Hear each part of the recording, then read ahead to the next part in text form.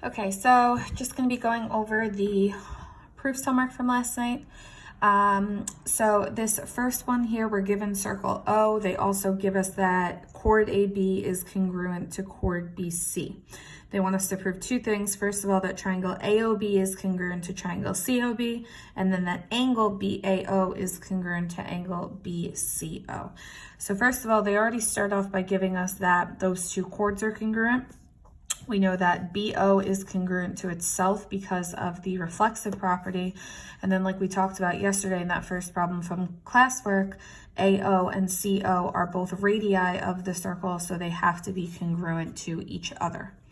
So we have BO congruent to BO because the reflexive property, then AO is congruent to CO because radii of the same circle are congruent.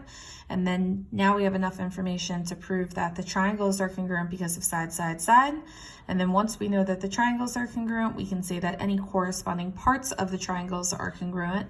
In this case, angle BAO is congruent to angle BCO because of CPCTC.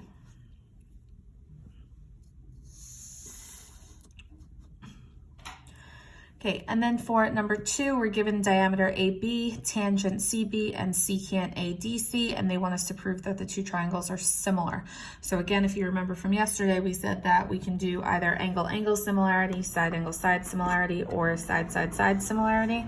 9 times out of 10, you're gonna end up going with angle-angle similarity. So a couple things that we know. The first thing we know is that angle 1 is a right angle, and we know that it's a right angle because it's inscribed in a semicircle. So we have angle ADB here, or angle 1, okay, and it opens up to a semicircle, meaning that it's half of that measure. So if half a circle is 180, this angle has to be 90, or a right angle, okay? And then if angle 1 is a right angle, then it means that BD, which is here, and AC have to be perpendicular to one another because right angles only happen when lines are perpendicular to one another. So that means that BD and AC have to be perpendicular to one another, okay? Because perpendicular lines form right angles. That also has to mean that angle 2 is a right angle, which is just on the other side of angle 1. And again, because it is being formed by two perpendicular lines. We know that angle 3 also has to be a right angle for a reason that we talked about yesterday. A tangent and a diameter intersect to form a right angle. So we have tangent CB here and diameter AB here, and the place where they intersect creates a right angle.